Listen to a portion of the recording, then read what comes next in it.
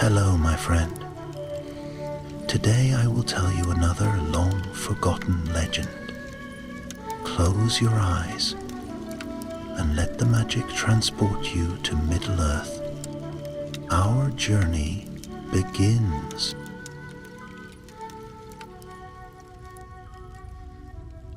The dusk over the northern lands deepened into a cool violet, and the first stars shimmered like quiet lanterns above the shoulders of the misty mountains. Gandalf the Grey walked the old road that wound toward the lands of the dwarves, his staff tapping softly against stone.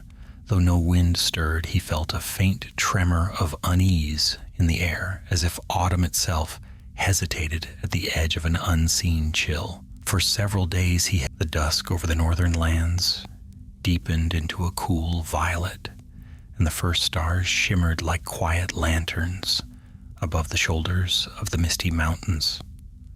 Gandalf the Grey walked the old road that wound toward the lands of the dwarves, his staff tapping softly against stone. Though no wind stirred, he felt a faint tremor of unease in the air, as if autumn itself hesitated at the edge of an unseen chill. For several days he had noticed the ravens. At first, only one or two silent, watchful shapes circling above the ridges. But as he pressed northward, their numbers grew, and their behavior grew stranger still. They did not croak or call or swoop down to greet travelers as Roak's folk once did. Instead, they circled high and flew with restless urgency, as though delivering messages that no one could hear. On this quiet evening, as the last of the daylight drained from the sky, a flutter of wings descended nearby. A single raven landed upon a cracked milestone ahead of him. It was younger than most he had known, sleek, feathered, bright-eyed, and trembling with some inner alarm. "Master Gandalf," it said, dipping its head, "I am Crelan, kin to Roak, son of Kark. I have flown far in search of you." Gandalf raised his brows in mild surprise. "Then trouble must have sharpened your wings, young one. What brings you so far from the lonely mountain?" Crelan shifted uneasily. "Ravens are hunted. The high Ares are thinning. A frost creature rises from the old dwarf outpost of Zirakdum, and its breath chills the winds. Wolves with ice in their veins stalk our flocks. We fear a deeper power waking below." Gandalf's hand tightened on his staff. "Zirakdum. That place has slept since the days before Smaug fell. No living dwarf calls it home." "Something else calls it home now," Crelan whispered. A pale shiver traveled the air, so faint Gandalf alone seemed to notice. It carried with it a tug of memory, an artifact rumored long ago, a dwarf craft meant to guard provisions in harsh winters. Yet such a tool, if tampered with, could disturb things that ought not be disturbed. He knelt so the raven could meet his gaze. "Why seek me?" "Because the cold spreads," Crelan croaked, "and because we believe this threat rises from a relic, one forged by Durin's folk but twisted somehow. My elders fear it may enchant the land until winter comes far too early." Gandalf sighed softly. "Then there's work to be done." He rose, sweeping his cloak about him as the night settled. Far away, over the hills, ravens wheeled in uneasy arcs, their silhouettes drifting like scattered ashes. "Come, Crelan, lead me to where this frost gathers strongest. We shall see what stirs the bones of Zirakdum." The raven hopped to Gandalf's shoulder, gripping the gray fabric with careful talons. Together they continued into the deepening night, the mountains looming ever higher. As they walked, Gandalf felt the faintest whisper of cold at his heels, though the season was yet warm. It crept, not from the wind, but from the road ahead, an unnatural chill, quiet as a secret, steady as a heartbeat. Above them, the ravens gave no cry. They merely watched, a silent cloud drifting under the stars, as if waiting for something to break the stillness. And deep beneath stone and shadow, in the forgotten halls of Zirakdum, something had awakened, and it breathed. Night deepened as Gandalf and Kraelin pressed northward, following a narrow path that wound between tall stands of pines. The trees rose like silent sentinels, their branches interlacing overhead until only slivers of starlight pierced the darkness. Somewhere far off, an owl hooted once and fell quiet, as though the very forest held its breath. Kraelin shifted uneasily upon Gandalf's shoulder. "The cold grows nearer. Do you feel it, Master Gandalf?" "I do," the wizard murmured. "This chill does not belong to the night. It clings too heavily like a memory long buried." They walked for some time in silence, Gandalf's staff glinting faintly with every step. The air sharpened, thinning until each breath stung faintly. Here and there, delicate crusts of frost clung to stones and to the edges of leaves, though autumn's heart had not yet turned. It was an unnatural frost, pale and glimmering faintly, with a strange bluish tint. At last they reached a clearing, where a stream once ran merrily in spring. Now its surface was frozen solid, the ice smooth as polished glass.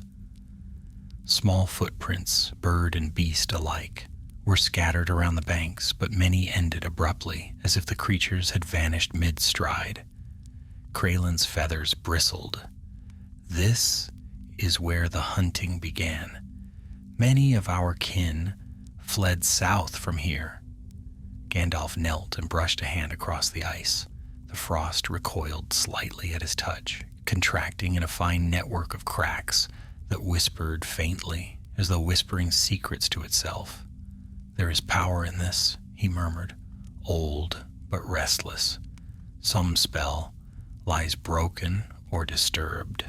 Kraelin hopped down from his shoulder and paced along the frozen stream. "Roak believes someone entered Zirakdum, an outsider or perhaps a dwarf who wished to reclaim something lost. But none who go near the gates return." "Then Zirakdum must be our next step," Gandalf said, rising. "If this frost spreads unchecked, not only ravens but men and dwarves alike will suffer." The raven lifted his head. "I will guide you." Together they journeyed onward, leaving the frozen stream behind. The path soon climbed higher, skirting cliffs where the mountain roots thrust upward like broken teeth. Clouds gathered around the peaks, dull and heavy, swallowing moonlight. From somewhere among the ridges came a low, distant howl. Kraelin froze. "The ice wolves!" The dusk over the northern lands deepened into a cool violet, and the first stars shimmered like quiet lanterns above the shoulders of the misty mountains. Gandalf the Grey walked the old road that wound toward the lands of the dwarves, his staff tapping softly against stone. Though no wind stirred, he felt the dusk over the northern lands deepened into a cool violet, and the first stars shimmered like quiet lanterns above the shoulders of the misty mountains. Gandalf the Grey walked the old road that wound toward the lands of the dwarves, his staff tapping softly against stone. Though no wind stirred, he felt a faint tremor of unease in the air, as if autumn itself hesitated at the edge of an unseen chill. For several days he had noticed the ravens. At first, only one or two silent, watchful shapes circling above the ridges. But as he pressed northward, their numbers grew, and their behavior grew stranger still. They did not croak or call or swoop down to greet travelers as Roak's folk once did. Instead, they circled high and flew with restless urgency, as though delivering messages that no one could hear. On this quiet evening, as the last of the daylight drained from the sky, A flutter of wings descended nearby. A single raven landed upon a cracked milestone ahead of him. It was younger than most he had known, sleek, feathered, bright-eyed, and trembling with some inner alarm. "Master Gandalf," it said, dipping its head, "I am Kraelin, kin to Roic, son of Kark. I have flown far in search of you." Gandalf raised his brows in mild surprise. "Then trouble must have sharpened your wings, young one. What brings you so far from the lonely mountain?" Kraelin shifted uneasily. "Ravens are hunted. The high Aeries are thinning. A frost creature rises from the old dwarf outpost of Zirakdum, and its breath chills the winds. Wolves with ice in their veins stalk our flocks. We fear a deeper power waking below." Gandalf's hand tightened on his staff. Zirakdum. That place has slept since the days before Smaug fell. No living dwarf calls it home. "Something else calls it home now," Kraelin whispered. A pale shiver traveled the air, so faint Gandalf alone seemed to notice. It carried with it a tug of memory, an artifact rumored long ago, a dwarf craft meant to guard provisions in harsh winters. Yet such a tool, if tampered with, could disturb things that ought not be disturbed. He knelt so the raven could meet his gaze. "Why seek me?"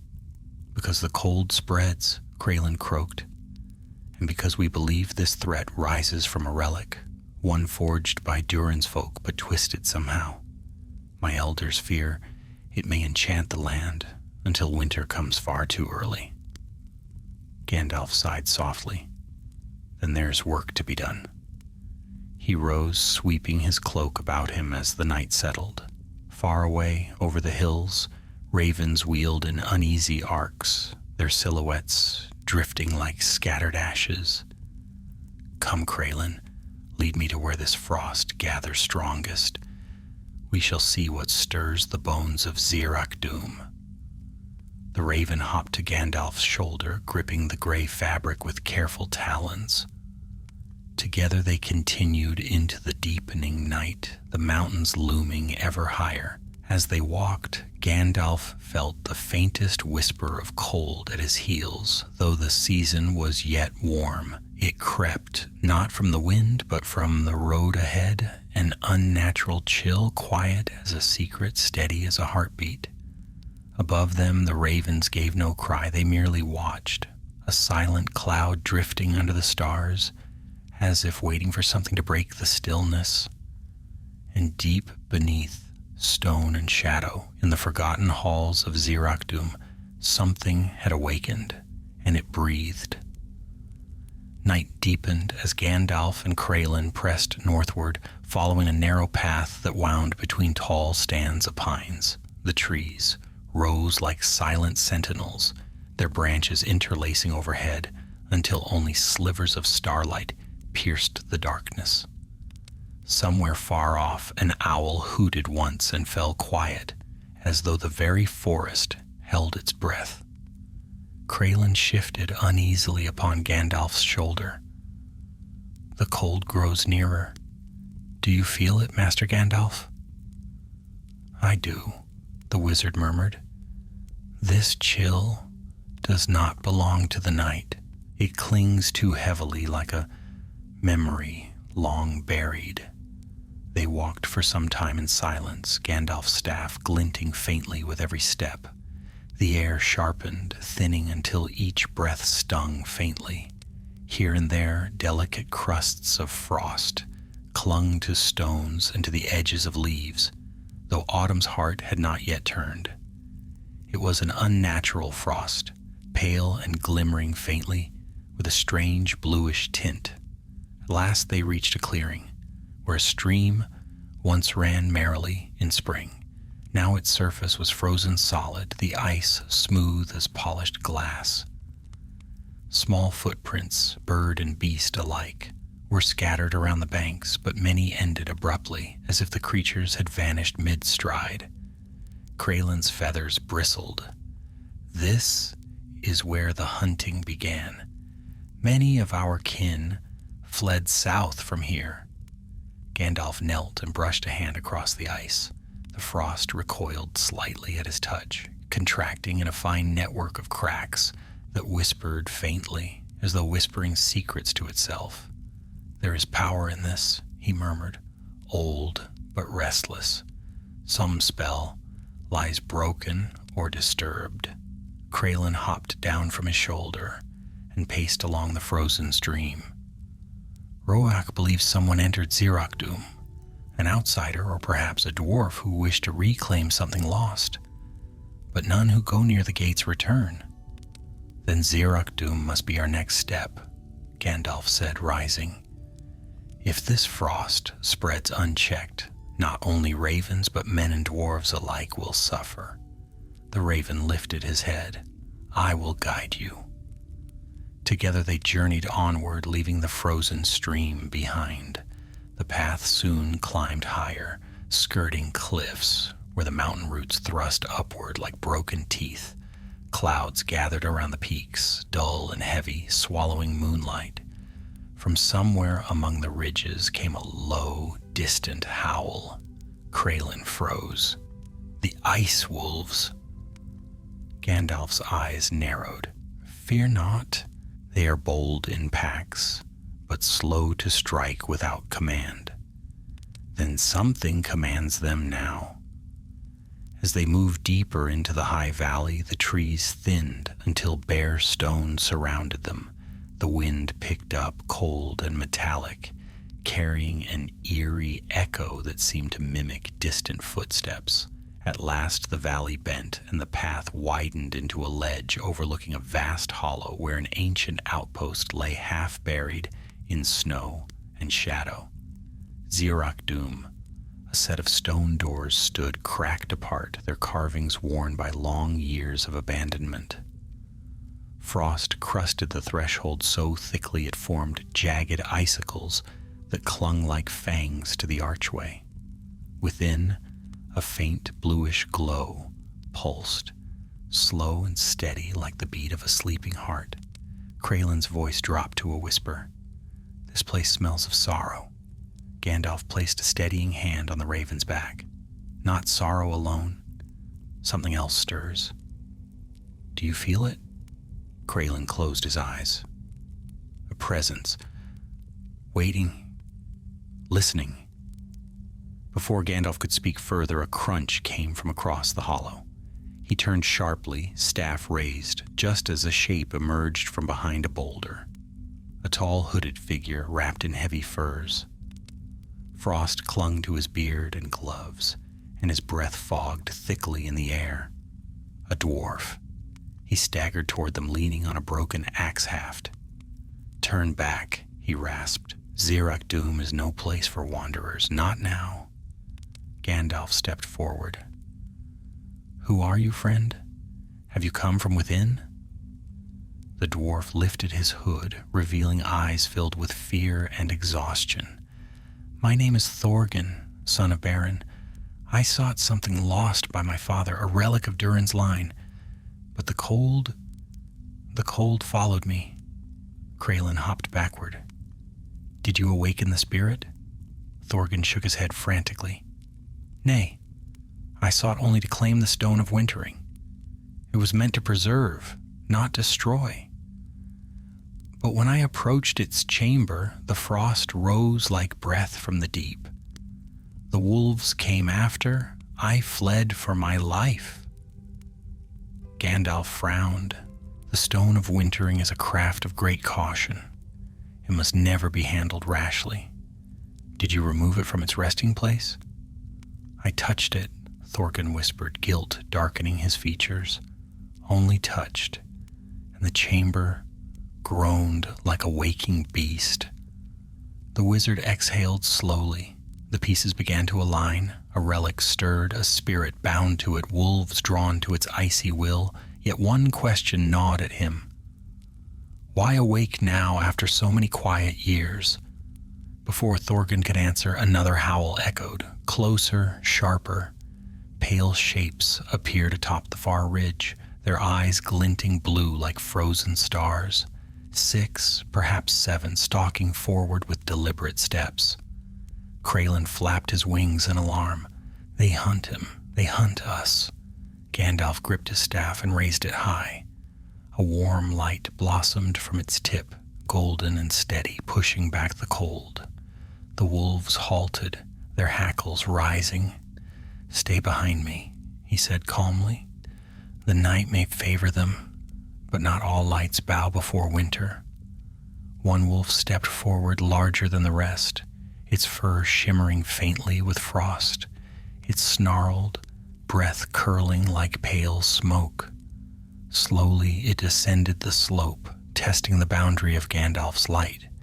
Thorgan stumbled back. "If they chase me, I am lost. They will not cease." Gandalf did not take his eyes off the wolves. "Then we must give them reason to turn." He struck his staff upon the ground. Light surged outward in a ring, sweeping across the hollow like a golden tide. The wolves shrieked and retreated, climbing back onto the ridge. But they did not flee. They circled, watching, as if waiting for the light to dim. "They will follow us," Kraylin whispered, "into the outpost." "So it seems," Gandalf murmured, "but Zirak-Doom's halls will give them different footing. Their strength of will may matter more than fang or frost." He turned to Thorgan. "Can you still walk?" "I," the dwarf said, though his steps wavered, "and I will face what I began." "Good, then we enter together." The three approached the broken gates. With each step closer, the cold deepened, pressing like unseen fingers against their skin. The faint blue glow within pulsed again, slow, heavy, beckoning. Gandalf paused at the threshold. He could feel the ancient presence stirring, as if aware of their arrival. "Be wary," he said softly, "for the halls of Zirak-Doom have woken from their long sleep, and they do not wake in peace." The cold within the doorway clung to them like a living thing. Gandalf stepped first into the shadowed hall, his staff casting a warm glow that pushed back the encroaching frost. The air smelled of stone, long sealed, of metal grown old, and beneath it all a faint hint of something ancient, like the breath of winter before it gathers its full strength. Kraylin fluttered to a perch atop a cracked beam, watching every corner with tense, wary eyes. Thorgan followed close behind, leaning heavily on his axe haft. The blue light pulsing deeper within the hall answered their presence with a slow, throbbing rhythm, as though sensing their arrival. The first chamber opened before them, wide and low-roofed, with pillars carved in the likeness of long-forgotten dwarves. Frost veined their stone cloaks, gathering thickly around their bearded faces. Gandalf paused, passing his hand across the nearest one. "These statues once honored the craftsmen of Durian's line," he murmured. "Their skill reached deep into the roots of the mountain." Thorgan nodded weakly. "Aye, and here they kept stores for war and winter. Zirak-Doom was never meant as a grand hold, only a watchpost, a shelter for travelers and scouts. But the stone of wintering was crafted for these halls." Kraylin clicked his beak. "Then we must find it quickly." They moved slowly through the chamber, boots crunching across frost-laced stone. The quiet was so deep it swallowed the sound of their footsteps. Only the faint pulse of blue light marked the presence of something alive, or something bound. As Gandalf approached the far passageway, a sudden gust of icy wind swept through the hall. The glow of his staff flickered. Frost crept across the floor in a thin wave, curling around their feet. Thorgan gasped and stumbled back. "The spirit knows we are here," Gandalf said softly. yet it has not struck. It watches first. A low rumble echoed from the corridor ahead.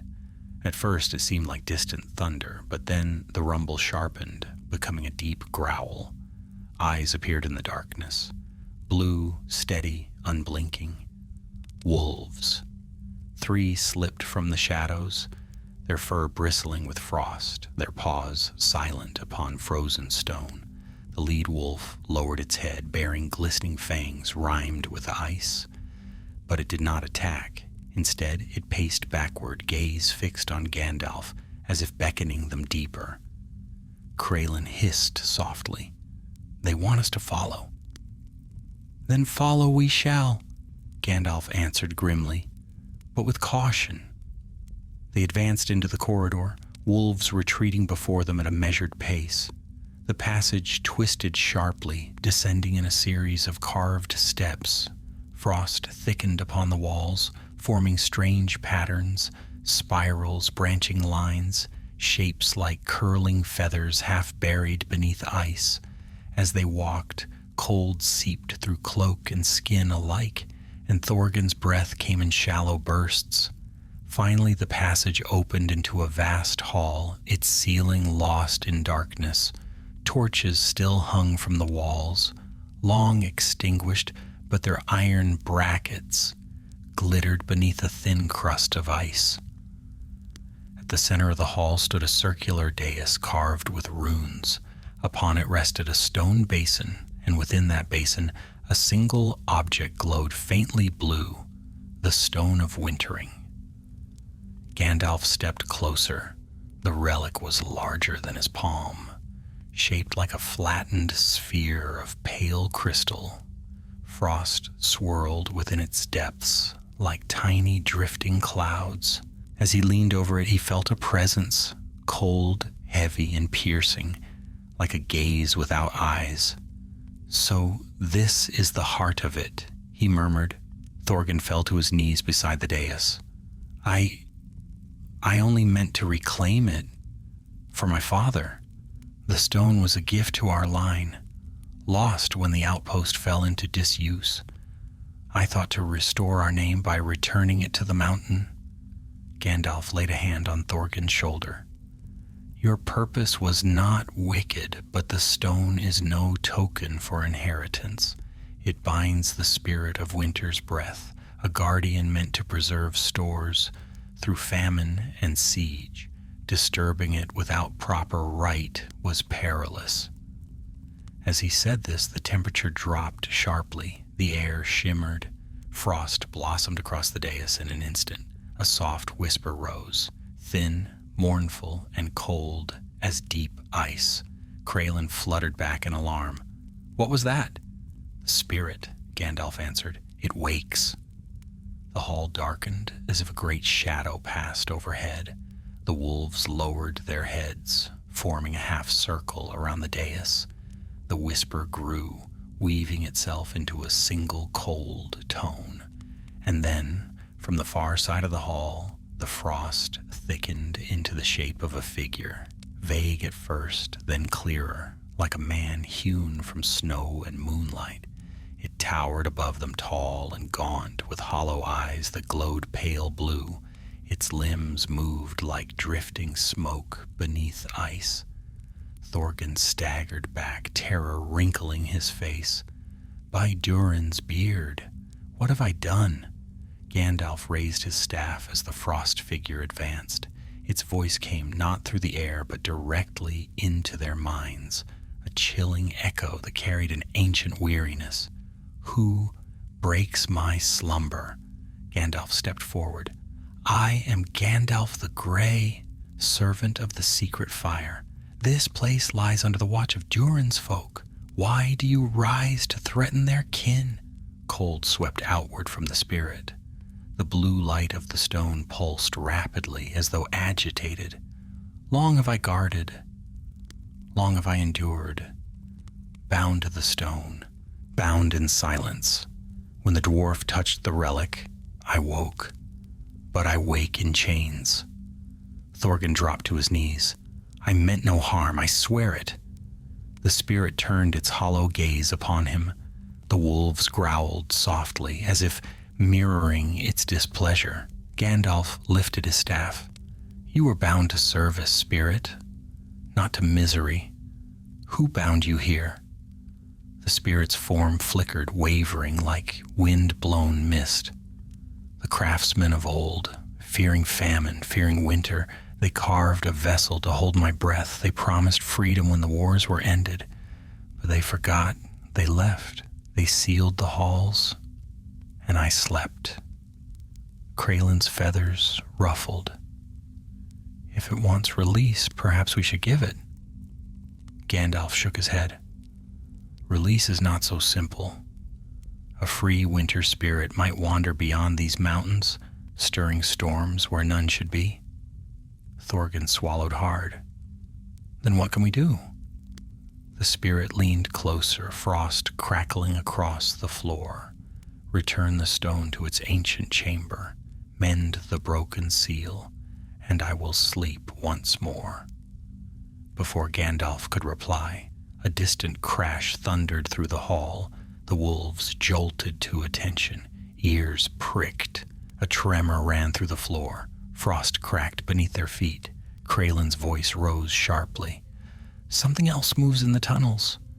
Gandalf's eyes flashed. "The stone's disturbance has woken more than the spirit." The spirit's form dimmed suddenly. "Hurry, while I still hold the wolves at bay." Another crash sounded, closer now. The hall shuddered. Gandalf swept his cloak aside. "Thorgan, Kralen, follow me. We must reach the ancient chamber before whatever else stirs reaches us." With the wolves circling and the frost figure fading like mist in moonlight, they fled deeper into the heart of Zirak-Dum as unseen forces closed in behind them. The ancient tunnels narrowed as Gandalf, Thorgan, and Kralen hurried deeper into the mountain's heart. The wizard's staff cast its steady glow, yet the shadows at the edges of the light shivered and twitched, as if something unseen moved behind them. The cold weighed heavily now, not the ordinary bite of winter, but a pressing, watchful chill that seeped into stone and bone alike. Thorgan stumbled on the uneven floor, breath ragged. "The ancient chamber lies beyond the lower forges," he said, "down 2 flights, then through the Hall of Chains. I remember the path, though it feels changed." Kralen circled nervously above them, wings brushing frost from low beams. "The wolves did not follow. Why?" "Because the spirit holds them back while it still can," Gandalf answered, striding forward. "But that protection will not last. Something else awoke when the stone stirred, something the spirit itself fears." A deep groan echoed through the passage, carrying a vibration that rippled along the floor. Dust drifted from the ceiling. Somewhere behind them a heavy thud sounded, distant but powerful, as if some massive weight shifted in the dark. Thorgan winced. "That is no wolf." "No," Gandalf murmured, "nor any hollow spirit of winter. Something with substance. Something with hunger." They quickened their pace. The corridor opened suddenly into a vast chamber, its ceiling rising beyond the reach of Gandalf's light. Tall pillars lined the walls, sculpted with scenes of dwarves, forging armor and weapons. But the greatest marvel stood at the center, a colossal forge, long cold, its anvil cracked and half buried beneath a fractured stone hammer that must once have been larger than a cart. Kralen landed atop the anvil, shivering. "This place feels wrong." "Because it was abandoned in haste?" Thorgan whispered. "My father said as much. Supplies were taken, valuables carried away, but they left this forge too large to move, too costly to break." Gandalf looked about. "The Hall of Chains lies beyond that archway." He gestured to a shadowed opening carved with runes of protection. Frost coated the symbols, muting their purpose. As they approached, a faint sound drifted from behind them, soft at first, like the scrape of stone against stone, then louder. Kraylin jolted into the air. "It is following!" Thorgan clutched his axe haft with trembling hands. "But we saw nothing." "You saw nothing," Gandalf corrected softly, "but something vast moves behind the veil of frost." The sound grew, scraping, dragging, a faint rumble that rolled through the chamber like distant thunder. Gandalf lifted his staff, light brightening, but the forge hall remained empty. Then the scraping ceased. Silence fell. Gandalf motioned them forward. Quickly, they slipped through the ruined archway. The hall of chains stretched before them, long, narrow, lined with heavy hooks and hanging chains that once secured goods, tools, and armor. The metal links now glittered with ice, swaying faintly as if brushed by an unseen hand. Kraylin fluttered uneasily. "The air moves though there is no wind." "Be still," Gandalf said. "This hall carries memories." They moved carefully beneath the chains.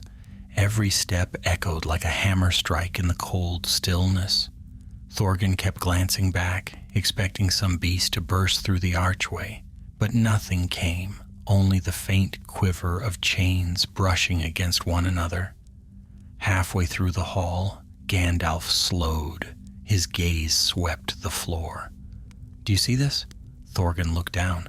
Thin lines of frost wound across the stone in looping patterns, strange, unnatural shapes that resembled claw marks but elongated and curved, as if left by something neither beast nor spirit. "That was not here before," the dwarf whispered. "No," Gandalf agreed. "It formed after the stone was touched."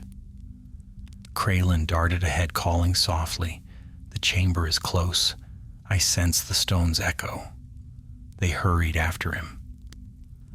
At the far end of the hall, a pair of stone doors stood half open, each engraved with the emblem of Durin, the hammer and anvil beneath crown and stars. Frost clung thick around the edges, forming jagged crystalline branches. Gandalf pressed a hand to the cold surface. "This is where the spirit was bound. The seal must be mended within."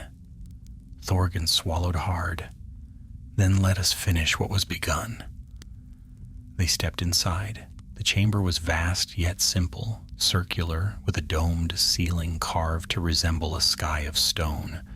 At its center stood an altar of black granite, its surface etched with old runes of warding and rest. The seal had fractured, its lines broken, its symbols dim. Cold seeped from the break like smoke. "This is the wound," Gandalf said, "where the spirit's rest was disturbed." Before Thorgan could respond, the floor trembled violently. A roar exploded through the tunnels behind them. Not a howl, not a spirit's wail, a roar of fury and hunger, shaking dust from the ceiling. Kraylin darted behind Gandalf. "What was that?" Gandalf narrowed his eyes. A creature bound deep in the mountain, something older than this outpost. "Thorgan, speak quickly. What lies beneath Zirak-Dum?" The dwarf's face drained of color. "A cavern, an old quarry. They mined ice stone there, stone that holds the chill of deep winter." "My father said a creature dwelled in the lowest pit, but dwarves sealed it away. They believed it harmless if left in darkness." Gandalf's jaw tightened. Then the cracking of the seal woke more than the spirit. The roar came again, closer now, followed by the thunder of powerful limbs striking stone. "We have no time," Gandalf said. "Thorgan, place the stone of wintering upon the altar." Thorgan reached into his cloak and drew the relic forth. It glowed cold blue, pulsing frantically, as though sensing the rising threat. He placed it upon the altar. The runes flickered weakly once, twice, but failed to spark. Kralin screeched, wings spreading. "The seal is too broken. Then I must mend it by will and fire," Gandalf said. He held his staff over the altar. Light gathered at its tip, warm and golden, pushing back the frost. Ancient runes stirred and shimmered. A tremendous crash shattered the air. The chamber doors slammed open as a monstrous shape forced its way inside. A towering beast forged from ice stone and shadow. Its body was a mass of jagged crystals and frozen sinew. Its eyes burned with a cold, hungry blue. Thorgan gasped. An ice beast awakened from the deep. The creature roared, advancing with thunderous steps. Gandalf did not turn. "Hold it back!" Thorgan raised his broken axe haft. Kralin swept forward in a burst of defiant wings. The beast lunged. Gandalf pressed his staff to the altar. Light erupted. The chamber shook as runes blazed to life, and the seal began to mend, even as the monster's shadow fell over them. The beast's roar filled the chamber like the collapse of a mountainside. Ice splintered from its flanks as it surged forward, each thunderous step sending cracks racing across the frost-laden floor. Thorgan braced himself before it, though he held nothing but a broken axe haft and the stubborn pride of his kin. "Kralin," Gandalf called without looking away from the altar. Distracted. The raven shot upward with a fierce cry, wings beating the frigid air. He swooped past the creature's face, raking his talons across one of its crystalline eyes. The beast snarled, swinging a massive limb at him, but Kralin darted aside, swift as a shadow. Thorgan lunged in with a hoarse battle cry. He sank the iron-shod end of the axe haft into the creature's knee joint, one of the few places where frost stone segments met. A crack split across the joint, sending a pulse of icy vapor into the air. The beast staggered, enraged, and hammered its huge fist down toward the dwarf. Thorgan rolled aside just in time. The blow smashed into the stone floor, shattering it and sending shards skittering across the chamber. "Gandalf," the dwarf shouted. "Hurry." The wizard did not answer. His staff rested upon the altar, golden light flowing through the broken runes like water through cracks. The stone of wintering pulsed in rhythm with his chanting, each beat softer, steadier, as if soothed by the warmth he called forth. The chamber trembled with the strain, ancient walls groaning as the spell of years was unwoven and remade.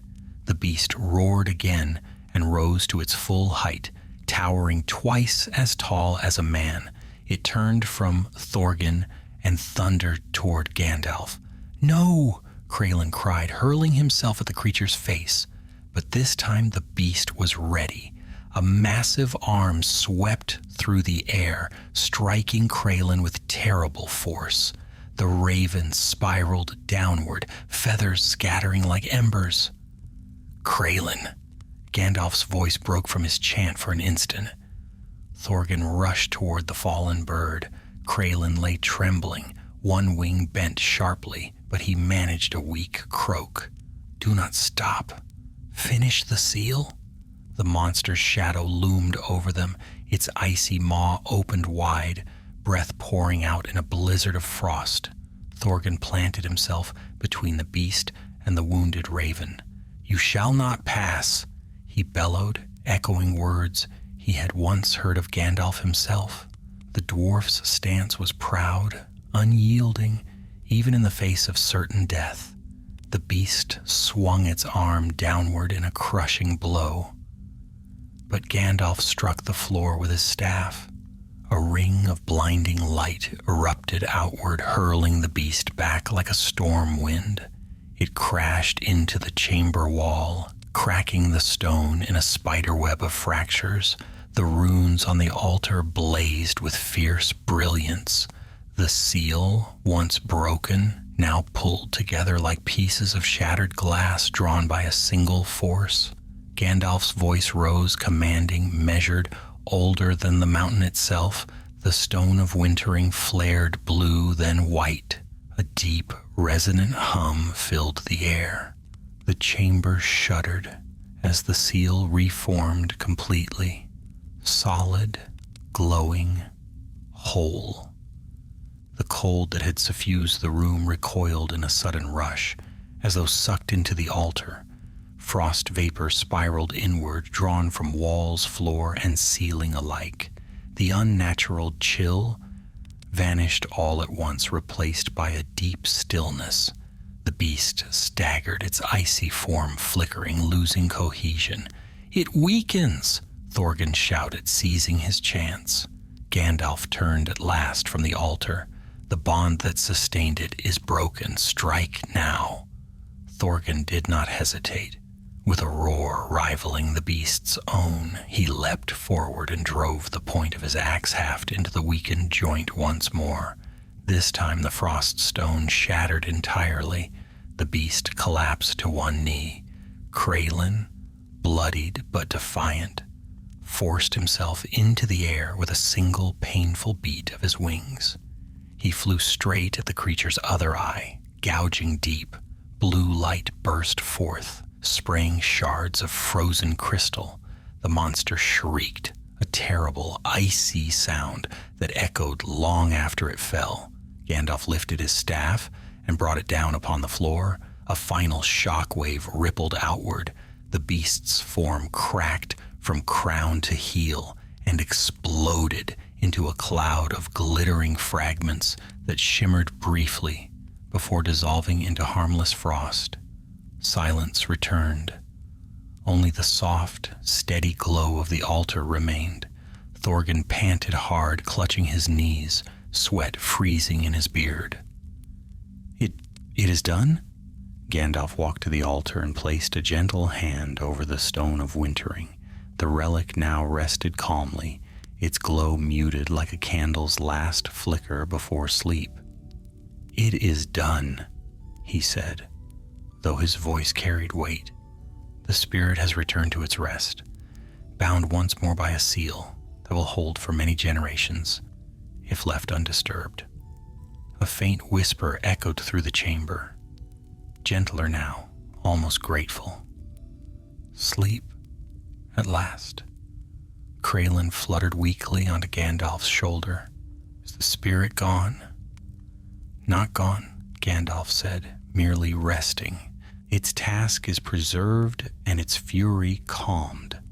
Thorgan sank to the floor with a heavy sigh. "Then we may leave this cursed place?" "We may," Gandalf replied, but he turned toward the ruined doorway, frowning. "Though the path behind us may no longer be secure." Thorgan stiffened. "Because of the beast?" "No," Gandalf said quietly. "Because the seal's mending has stirred the mountain again. The tunnels may shift. We must tread carefully." But before they could move another step, a deep rumble shook the chamber. Dust drifted from the ceiling. Stones cracked. Somewhere beyond the Hall of Chains, something collapsed with a deafening crash. Kraelin gripped Gandalf's cloak. "The path is closing." Gandalf looked to the dwarf and the raven. "Then we must find another way out, through tunnels that have not been walked in long years." Thorgan lifted himself, determination burning in his eyes. "There is an old passage beyond the lower levels.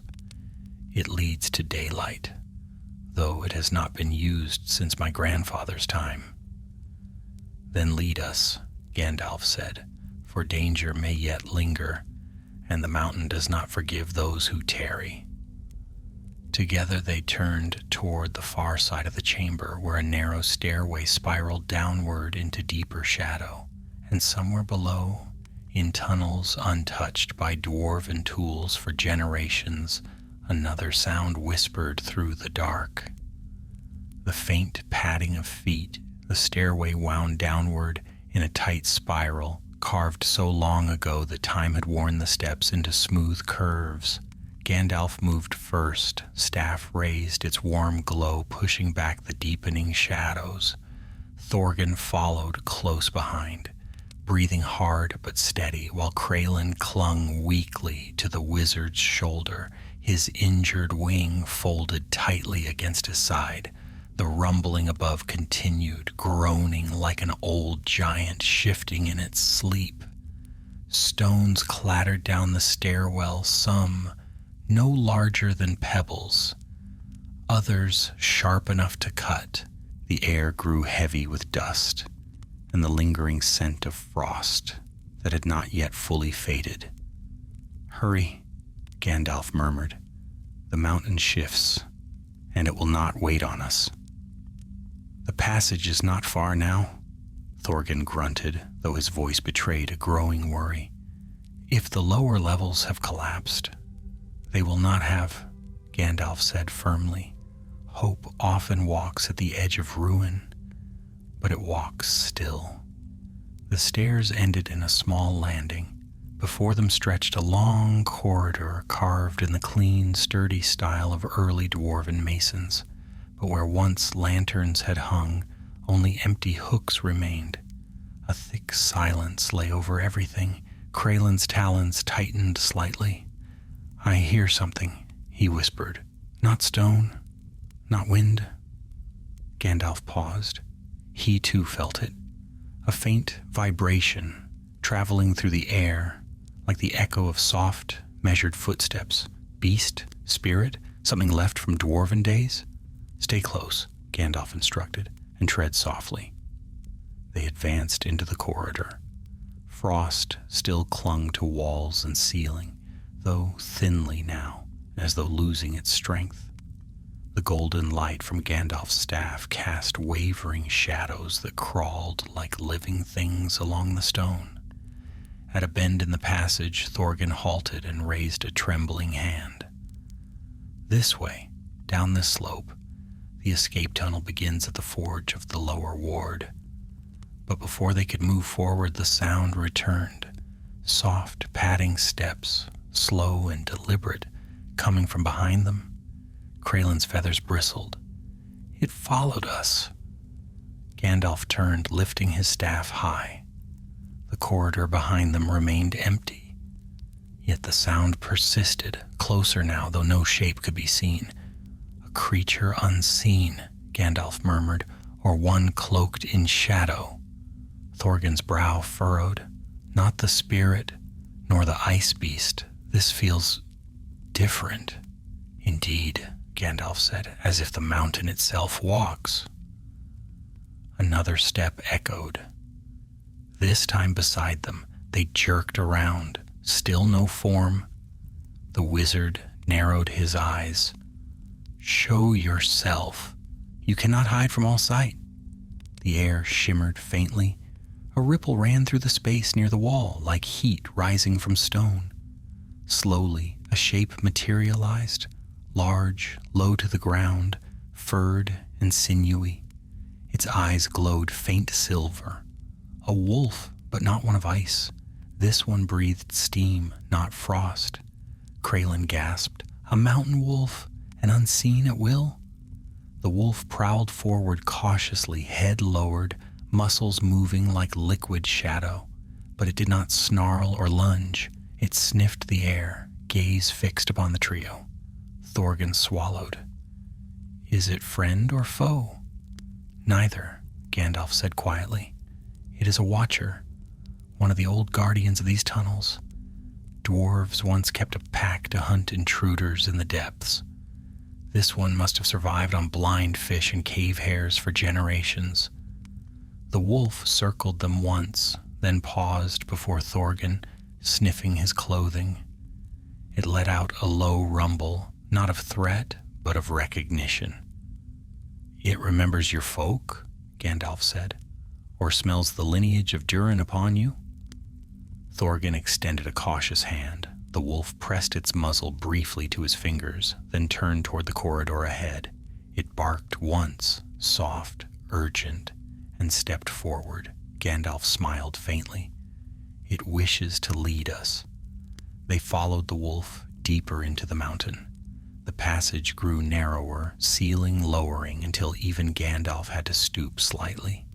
The air warmed faintly, mixing the scent of earth and old stone with lingering chill. The wolf guided them past fallen beams and cracked pillars, sometimes stopping to wait, sometimes nudging Thorgan forward impatiently. At last the corridor opened into the lower forge chamber. Once it had been a place of great industry with a long central trough where molten metal had flowed during the crafting of spears and armor. Now it lay cold and abandoned, tools scattered like lost relics. A great crack ran across the far wall, as if some tremendous force had struck from the other side. "The escape tunnel lies beyond that crack," Thorgan said. "It was sealed before I was born, but the masons said it could be broken through in dire need." "And dire need we have," Gandalf said. "Let us see how far the mountain has weakened that seal." They approached the cracked wall. Gandalf touched it lightly with his hand. The stone was brittle, weakened by years and the recent trembling of the mountain. "One good strike might do it," Thorgan said. "Then strike," Gandalf answered. Thorgan lifted the broken axe haft. Though it lacked its blade, the iron-shod end was still sturdy. With a grunt, he drove it into the crack. A sharp sound rang out. Stone splintered. Kraelin hopped aside as dust billowed. "Again," Gandalf urged. Thorgan struck once more. The crack widened. A fragment of wall broke free, revealing a dark space beyond, a narrow tunnel sloping upward. "It opens!"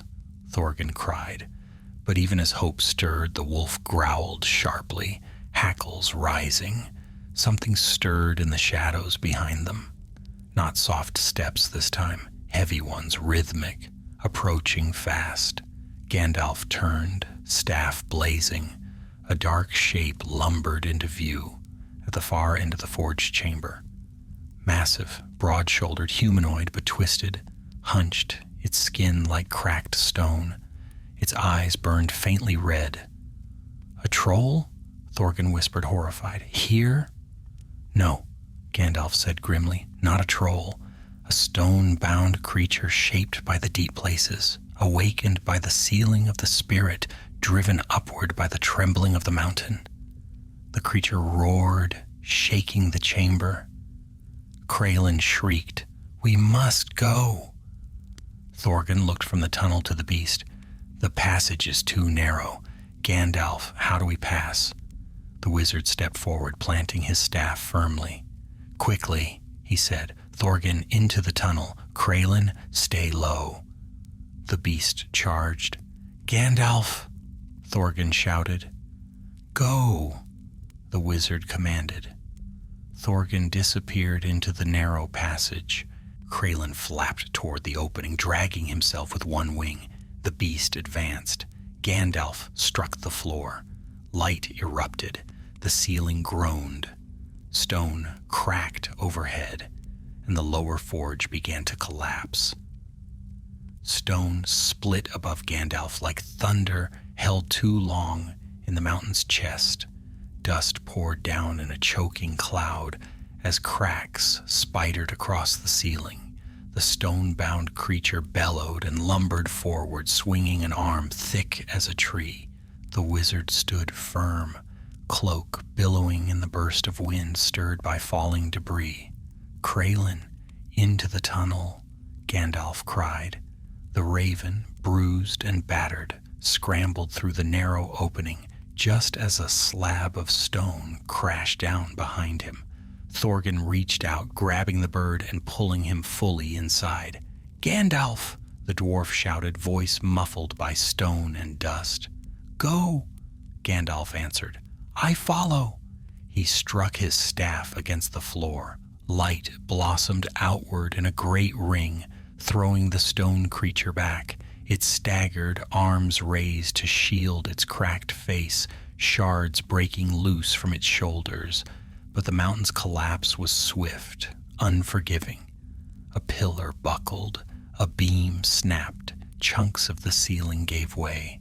In a storm of splintered stone, Gandalf sprang toward the tunnel's narrow mouth as the floor lurched beneath him. The stone-bound creature lunged after him, roaring with a sound like boulders grinding together. Its arm swept through the air, grazing Gandalf's cloak and tearing a strip free. But the wizard reached the opening just as the ceiling crashed down between them. A wall of stone separated wizard and monster with a deafening shock. Darkness swallowed the chamber. For a heartbeat, nothing stirred. Then Gandalf pushed himself to his feet in the narrow escape tunnel, coughing the dust from his lungs. Thorgan rushed to his side. "By Durin, I thought the beast had taken you. Gandalf, are you hurt?" "Only my pride," Gandalf answered with a weary smile. "And perhaps my cloak."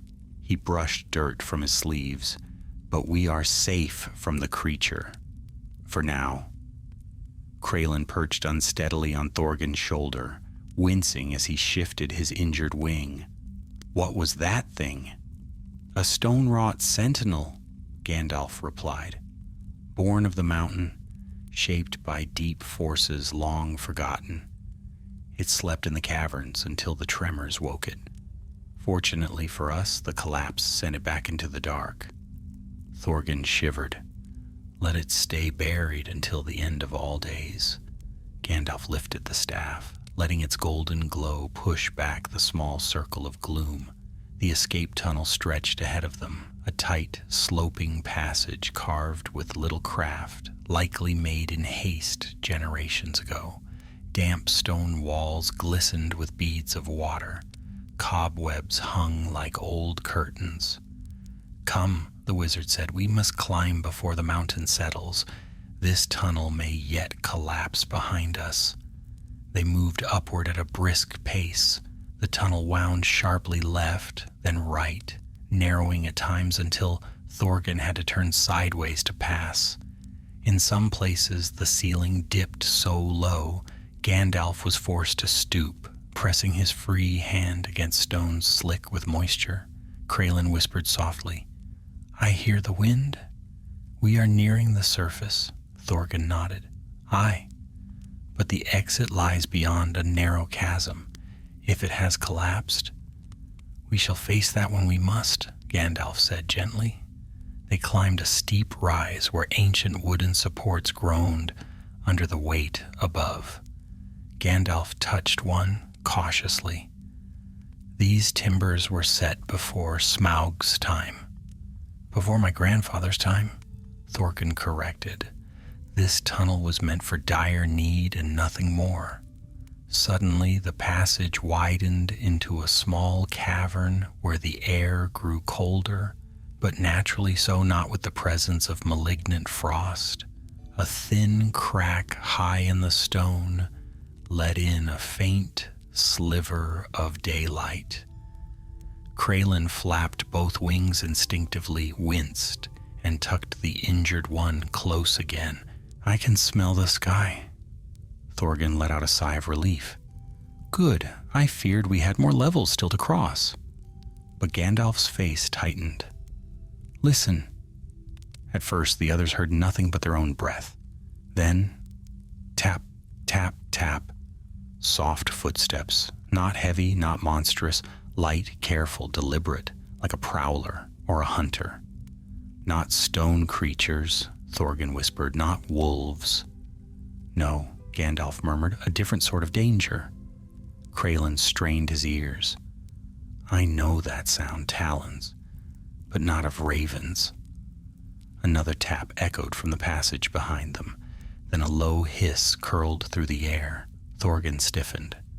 "Ice wolves."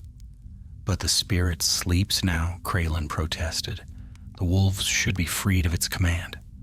"They are freed," Gandalf said darkly, But freedom does not always mean peace. Wolves stirred by unnatural frost do not forget the taste of fear or the scent of prey. The sound grew clearer, soft claws scraping stone, accompanied by a faint, almost unnatural growl, the last lingering echo of the cold that had awakened them. Gandalf raised his staff. "We cannot go back. The only path is forward." Thorgan pointed to the far side of the cavern where a narrow gap opened into a chute-like passage. "Through there, it leads to the chasm bridge." They hurried across the cavern as the wolves advanced from the darkness behind.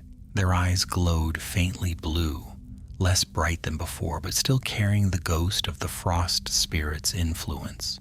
3 wolves padded into view, watching, stalking, lips curling back to reveal gleaming fangs. Thorgan leapt into the narrow gap first. Kraelin followed, hopping with effort. Gandalf turned last, staff raised. "Back," he said sharply. Warm light flashed forth. The wolves flinched, but did not retreat.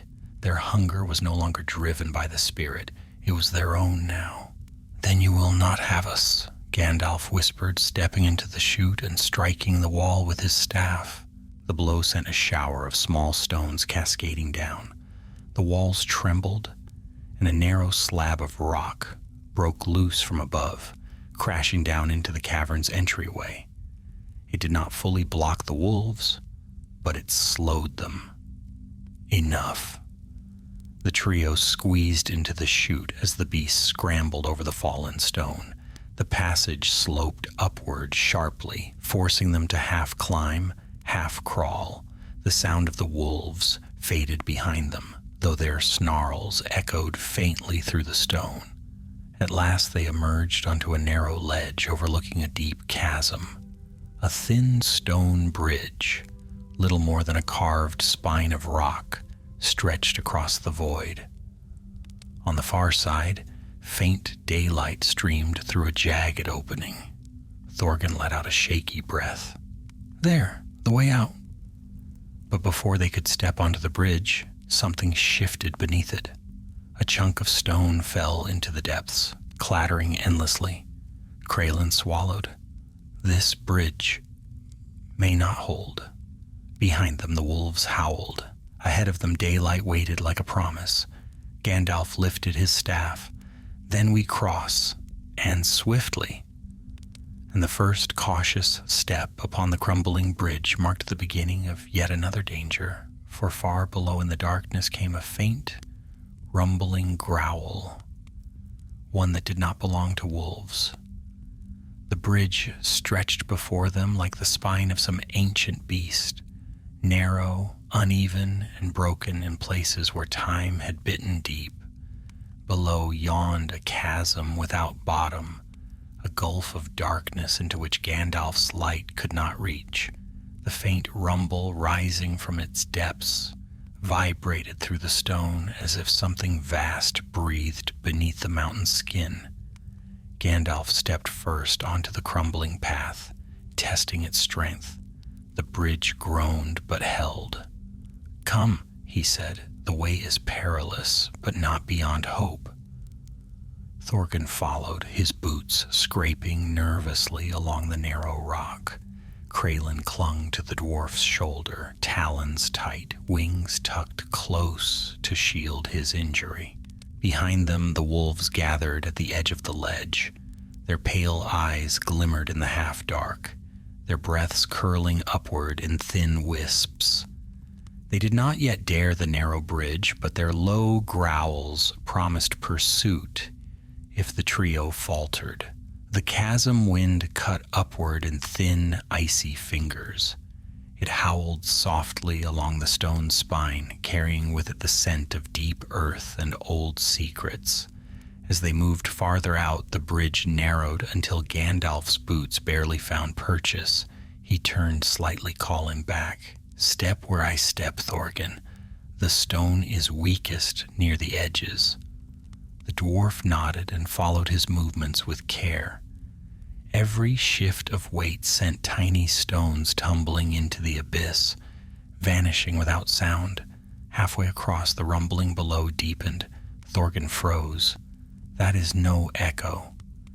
No, Gandalf agreed quietly. Something stirs beneath us. Kraylin peered down, feathers trembling. Another beast? Not stone-bound? The wizard said. This rumble breathes, as mountains breathe before they break. The bridge shuddered. Gandalf quickened his pace, urging Thorgan on. Do not stop. The end lies close. But the mountain had other plans. A sharp crack tore through the chasm, loud as breaking ice. The bridge sagged suddenly beneath their feet.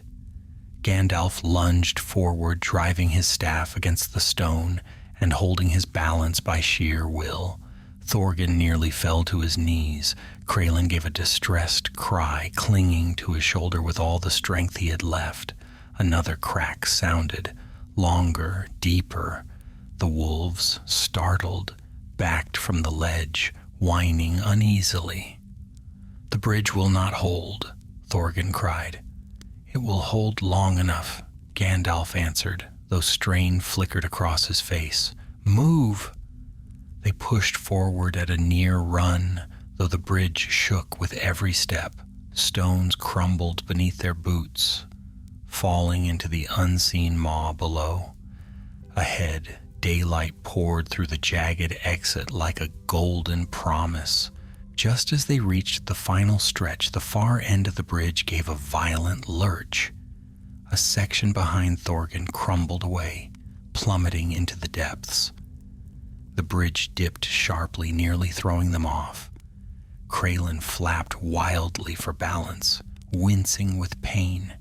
We cannot stay on this, Gandalf spun, thrusting his staff downward. Light surged along the bridge's length, running like molten gold into its cracks.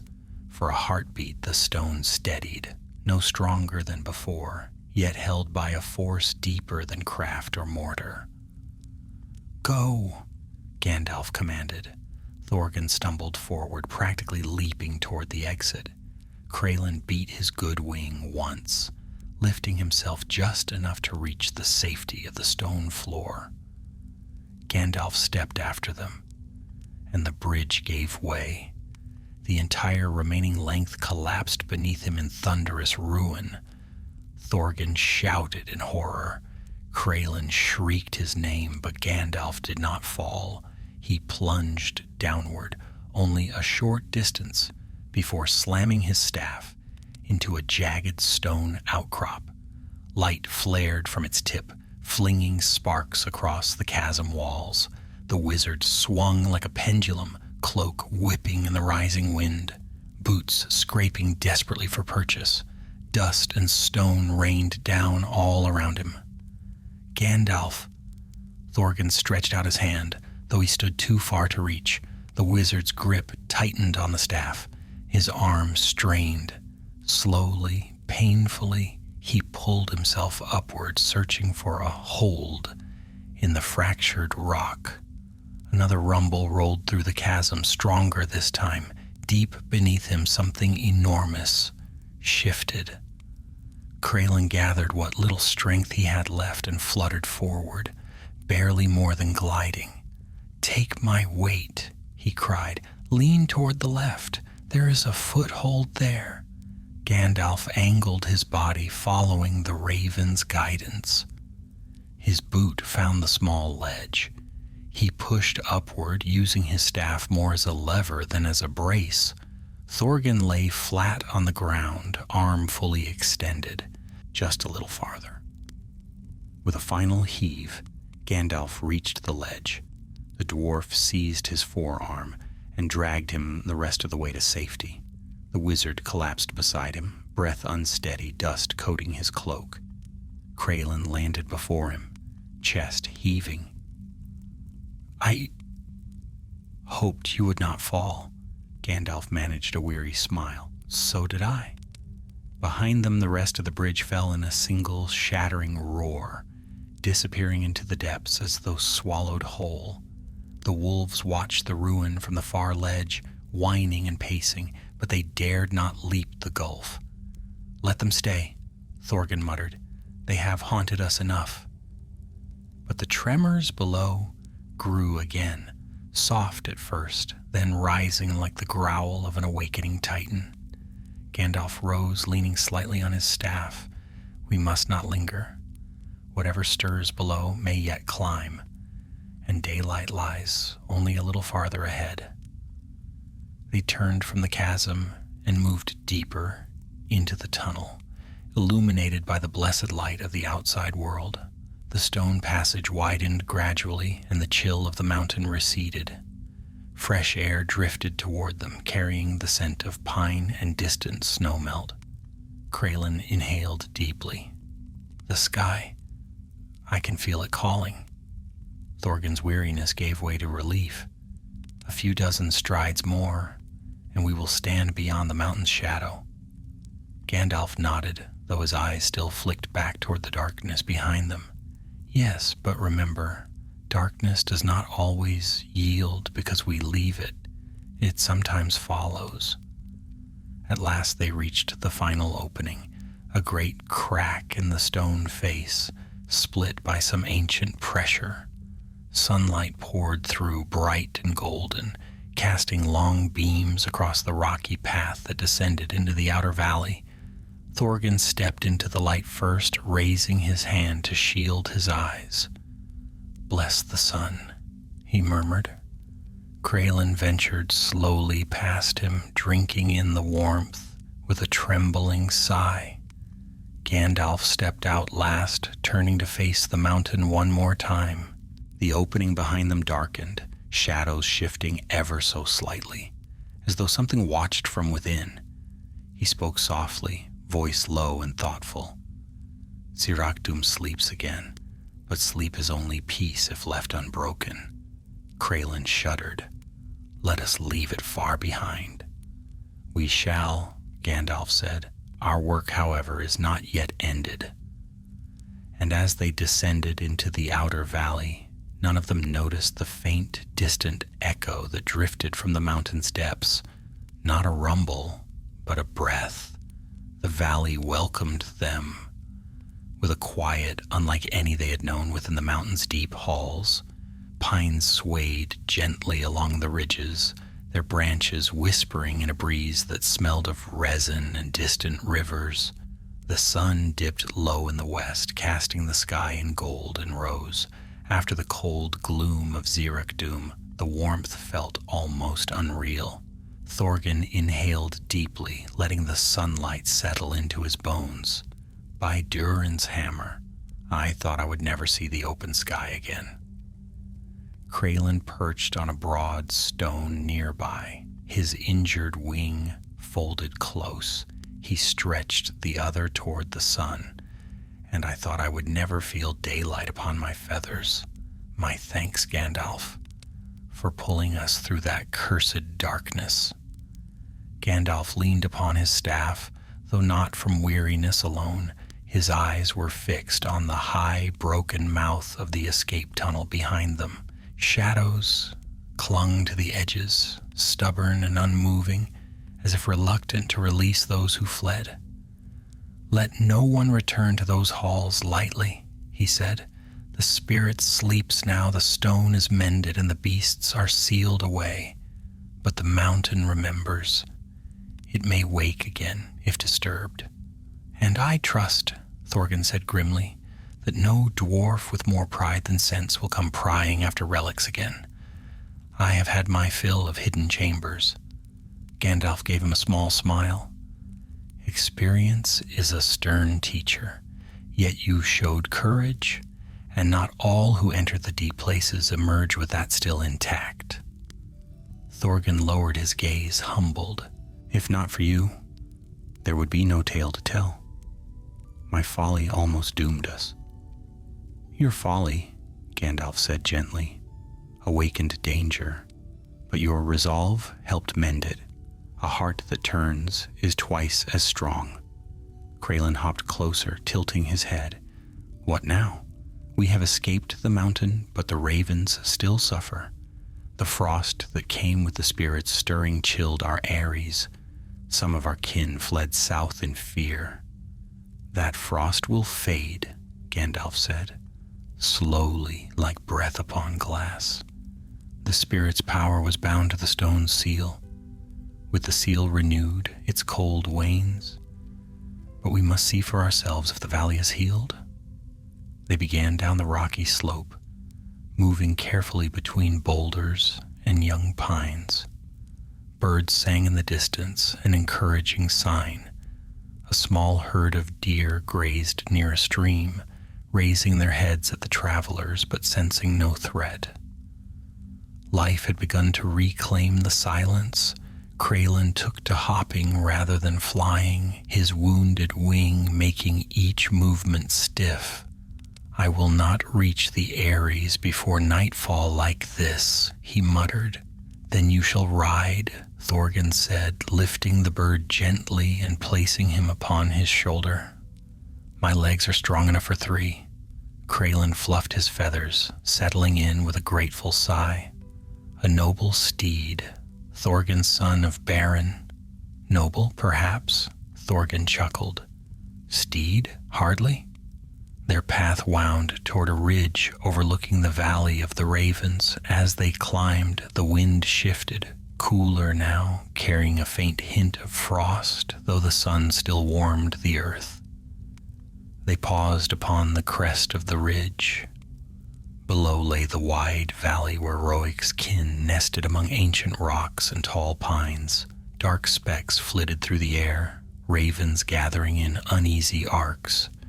But something else lingered there, faint patches of frost scattered like white scars across the earth. Kraylin tensed. The cold has not yet left us. No, Gandalf said. Such disturbances take time to fade, yet the frost is not spreading. That is a good sign. They descended toward the valley floor. The ravens noticed them long before they arrived. A group of 5 swooped down, circling warily. One, older and larger than the rest, landed before them and studied Gandalf with solemn eyes. Gandalf the Grey, he croaked. Word came on broken winds that you walked beneath the mountain. Is the threat ended? For now, Gandalf answered. The frost spirit has returned to its rest. The relic is secure, and the beasts awakened by its stirrings are sealed behind fallen stone. The raven's gaze shifted to Kraylin. And you, fledgling, have you acquitted yourself well? Kraylin straightened. I guided Gandalf. I fought the beasts. I survived the caverns, and I shall heal. A faint gleam of pride shone in the elder's dark eyes. Then perhaps the mountain has chosen its messenger well. Thorgyn blinked. Chosen? I thought we chose the mountain, not the other way around. Mountains, Gandalf said softly, have a voice in all things that tread upon their roots, but it speaks in ways seldom heard. The elder raven flapped once, signaling the others. Come. Many are gathered. They await news. They reached a tall outcrop where dozens of ravens perched, watching with bright eyes. Some bore frost-bitten feathers. Others looked weary from long flight. A few younglings huddled close to older kin. Gandalf stood before them and lifted his staff lightly, not as a display of power, but as a sign of assurance. Ravens of the north, he began, his voice carried by the valley's natural echo. The cold that haunted your wings was born from a relic stirred in ignorance. It has been stilled. Your Ares will warm again, and as winter comes in its rightful season, it shall come without strange shadows. A rustling of feathers passed through the assembly. But hear me also, Gandalf continued. The deep places of the world are not idle. Darkness moves far beyond this valley, though not of frost and stone. There are whispers to the east, stirrings in lands seldom walked. This trouble at Zirak-Dum is but a tremor beside greater tides. The ravens listened intently, for their kind knew well the value of warnings carried in the wind. Kraylin lifted his voice boldly. Then let us fly again. Let the ravens of the north serve as your watchers, Gandalf. For we hear what others miss. We see what others overlook. The elder raven nodded. So shall it be. When your path carries you into shadow, call upon us. Thorgan stepped forward, clearing his throat awkwardly. And what of the dwarves? He asked. I must bring word to the mountain. They should know what lies beneath their old outpost. And the relic? Should it be claimed or left to rest? Left, Gandalf said firmly. The Stone of Wintering belongs to the deep vaults of the mountain, but only when taken with proper right and wisdom. For now, it is safer where it lies. Thorgan bowed his head. Then I shall return to my kin and bear the tale. Perhaps they will see that some treasures are better left in peace. Kraylin looked at Gandalf with bright, determined eyes. And you, Master Wizard? Where does your road turn? Gandalf gazed northward, where the mountains stood like a vast gray wall. For now, I ride to the lands beyond the lonely mountain. There are messages I must carry, warnings to deliver, and shadows to observe. The world shifts, something stirs, slow but certain. The ravens murmured softly, uneasy. But fear not, Gandalf added with a warm gleam. Darkness grows, yes, but so does the courage to meet it. Thorgan tightened his grip on his axe haft. And I, for one, stand ready. Kraylin hopped to Gandalf's shoulder once more, steadier now. As do I. Gandalf chuckled. A bold pair I have gathered, one stout of heart, the other swift of wing. Very well. Walk with me a short while yet. Our roads part soon, but not today. The valley seemed to brighten at his words. A breeze swept through, scattering the last remnants of unnatural frost. The ravens took wing, circling overhead in wide, graceful spirals. Their cries rang clear across the mountainsides, no longer muted by fear. And as Gandalf, Thorgan, and Kraylin set out along the sunlit path toward the distant ridge, none of them noticed the faint tremor that rippled through the stones beneath their feet. It was small, distant, but it came from the direction of Zirak-Dum. The road out of the valley wound through tall pines and outcrops of gray stone, glowing amber beneath the late sun. Gandalf walked with a steady stride, staff marking the path before him, while Thorgan and Kraylin followed close behind. The ravens overhead circled a while longer before turning back toward their eyries, leaving the trio in growing quiet.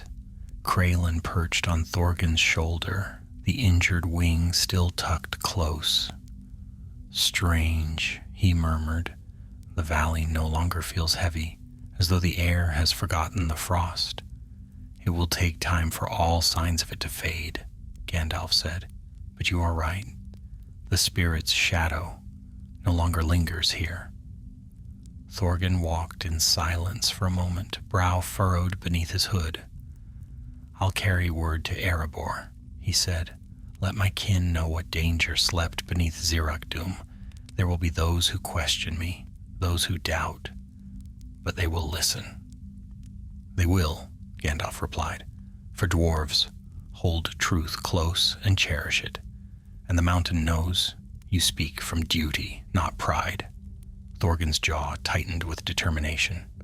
Never again will I disturb an ancient craft for the sake of name or memory. Let the past rest where it must. Gandalf smiled faintly. Wisdom often grows from broken stone. They pressed onward, leaving the valley floor behind as the trail climbed toward the northern ridge. Evening settled, its cool breath whispering through the branches. The sky shifted from gold to violet, stars beginning to shimmer overhead. Kraylin raised his head, gazing at them with longing. I have never flown beneath a night sky without pain, he said softly. At least, not since the frost came.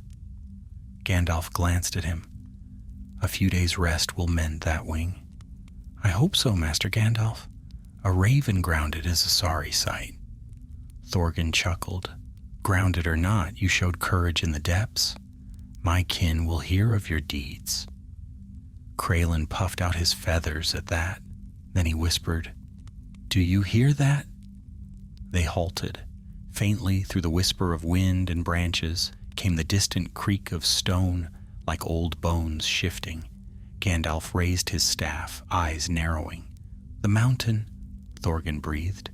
Zirak Doom again? Gandalf listened, unmoving. The sound faded quickly, too faint to be certain. Then silence returned to the forest. The seal holds, he said slowly. What we hear is merely the settling of the mountain after so much disturbance. Then it is nothing to fear? Kraelin asked hopefully. For now, Gandalf answered, but mountains remember their wounds. Some tremors echo longer than we wish. Thorgan shivered despite the mild air. Let us be far from it before night fully falls. They left the ridge behind and descended toward a small clearing where an old hunter's path joined the main road north. The clearing was quiet save for the soft rustle of leaves. A fallen log lay near the edge, soft with moss. Gandalf paused there. We will rest here a while. The moon will guide us after. Thorgan lowered Kraelin gently onto the log. The raven stretched carefully, testing his wing. Another day, perhaps, and I might fly again. Gandalf knelt beside him, examining the wing with practiced care. It will heal true, he said. No break, only strain. You fought fiercely. Kraelin lifted his head proudly. I fought for all of us. Thorgan seated himself with a long exhale. I'll take pride in saying I survived the mountain. But tell me, Gandalf, was the creature we fought, the ice beast, truly bound to the spirit? In a manner of speaking, Gandalf replied. He settled on the grass beside them. It was shaped by the ancient forces beneath the stone. The cold from the spirit stirred its slumber, awakening old hunger. Once the seal was broken, it stirred fully. Thorgan rubbed the back of his neck. Then mending the seal saved more than the ravens. Yes, Gandalf said, more than you know. The shadows deepened around them. The first stars appeared overhead, bright and sharp. A soft wind drifted through the clearing, carrying with it a scent of distant rain. Suddenly Kraelin stiffened. Something approaches. Thorgan reached instinctively for his axe haft. Gandalf rose smoothly, staff aglow. From the trees emerged a stag, tall antlers silvered by starlight. It stepped into the clearing with slow, measured grace, unafraid of the three travelers. Its breath rose in soft clouds. Then it bowed its head toward Gandalf, as though greeting an old acquaintance. Kraelin whispered, awestruck, a white, marked stag, a rare sight. Not rare, Gandalf murmured, only unseen by those who do not walk with care. The stag raised its head, gazing intently at the wizard. Gandalf nodded slightly. After a moment, the creature turned and vanished into the trees, as silently as it had come. Thorgan let out a long breath. Is that a sign? Perhaps, Gandalf said. Perhaps the world stirs in many ways. Some calm, some uncertain. Kraelin blinked. Does the stag warn of danger? Not danger, Gandalf said softly, but change. The raven shifted anxiously. I do not like the sound of that. You need not, Gandalf said gently. Change often brings fear, but fear need not bring despair. For a time they rested in silence. The night deepened. The forest breathed around them. Though peaceful, an undercurrent of tension lingered. as though the world held its breath. At last, Gandalf stood. "We must move. Dawn will find us far from the mountain's shadow." They resumed their journey, lanterned by moonlight. The path narrowed between ancient rocks, then widened into a glen where the trees bent outward, making a natural archway. But as they passed beneath it, a sudden chill swept through the air. Crelin pressed close against Thorgan. The frost. "Again?" "No," Gandalf murmured, "not frost." A faint whisper drifted through the glen, like words spoken from a great distance. Thorgan's hand tightened on his ruined axe. "Gandalf?" The wizard's face darkened with recognition. "This voice does not belong to the mountain nor to the spirit. It rides the wind from the east." The whisper came again, colder than any wind. A shadow passed across the moon. Crelin trembled. "What is it?" Gandalf looked toward the eastern horizon, his eyes troubled. "Something that stirs in lands far from here," he said. "Something growing in the dark." Zirak-Doom's troubles were but a whisper compared to this. Thorgan swallowed hard. "Then we walk toward greater danger?" "Toward greater purpose," Gandalf corrected softly. "But danger walks near enough." They pressed on through the glen, guided by moonlight. Yet even as they walked, none of them shook the feeling that the peaceful night was thinner than it seemed. Fragile, like a shield of glass stretched over deep, gathering shadows. And far behind them, unseen among the trees, a patch of frost clung stubbornly to the roots of an ancient pine and refused to melt. Night folded gently around the glen as Gandalf, Thorgan, and Crelin continued their journey, the moon hanging like a silver shield above the treetops. Though the air was cool and the forest peaceful, a strange stillness lingered, an expectant hush, like a choir holding breath before a final note. Gandalf walked ahead, staff gleaming softly, while Thorgan trudged behind, ever watchful, and Crelin perched upon his shoulder with alert, unblinking eyes. They followed a faint track that wound toward the northern road. Pines rose on either side, tall and unmoving, their needles gleaming faintly with dew. A soft wind rustled through the branches, but there was no sign of frost now, no crackling chill, no whisper of waking spirits. The troubles of Zirak-Doom lay behind them, and yet the memory of that distant whisper carried on an unnatural breeze, hung over their steps. Crelin finally broke the silence. "Gandalf, that voice. You said it was not the mountain's doing." "No," the wizard replied, not slowing. "It came from far away, much farther than these northern woods." Thorgan shifted uneasily. "The east?" "Aye," Gandalf murmured, "from lands where shadows gather and do not drift with the dawn." Crelin shivered. "Valleys and mountains I understand, but distant shadows? What danger can travel so far upon the wind?" "Danger," Gandalf said, "sometimes needs no footsteps." They walked on until the trees opened suddenly to reveal a wide, moonlit meadow. The ground shimmered with pale grass, and fireflies danced in wavering clusters, their glow drifting like tiny floating embers. It was a place of quiet beauty, untouched by frost or shadow, and the sight eased their hearts. Thorgan exhaled deeply. If the world holds fear in one hand, it holds peace in the other. "A wise thought," Gandalf said. Crelin fluttered onto a fallen branch beside the dwarf. "My wing aches less here." "It is the warmth," Gandalf said, "and the place itself. Some glades hold old comfort in their roots."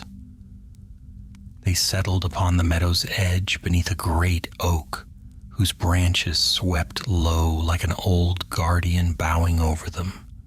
Gandalf kindled a small fire with a gesture of his staff, not bright but warm enough to keep the chill at bay. The flames flickered gold and red, casting shifting shadows along the grass.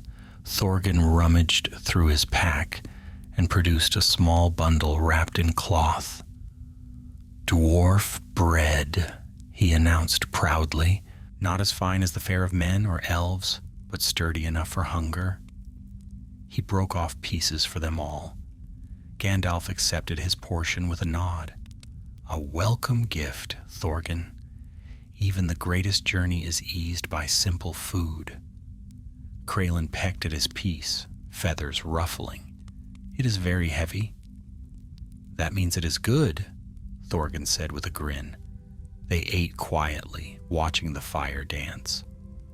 Gandalf leaned back against the tree, eyes half closed, but mind alert. Thorgan stretched his legs, grateful for the rest, while Kraelin nestled into the grass, weariness finally tugging at him.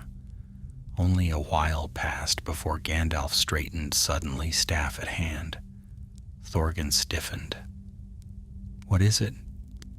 Gandalf listened a moment, then relaxed slightly. "Not danger. A traveler."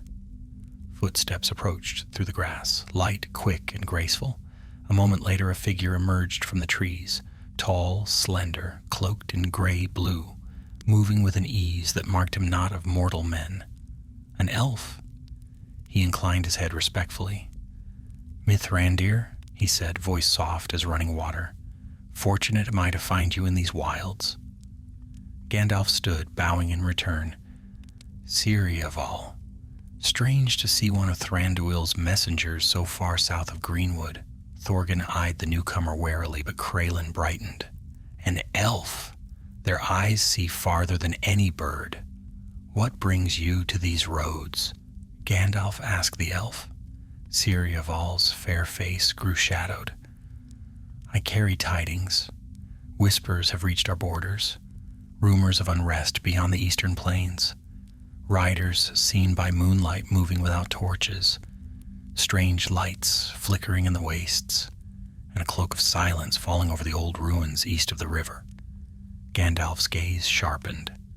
"These whispers came swiftly. They travel faster than truth," the elf replied, "and faster still when fear gives them wings."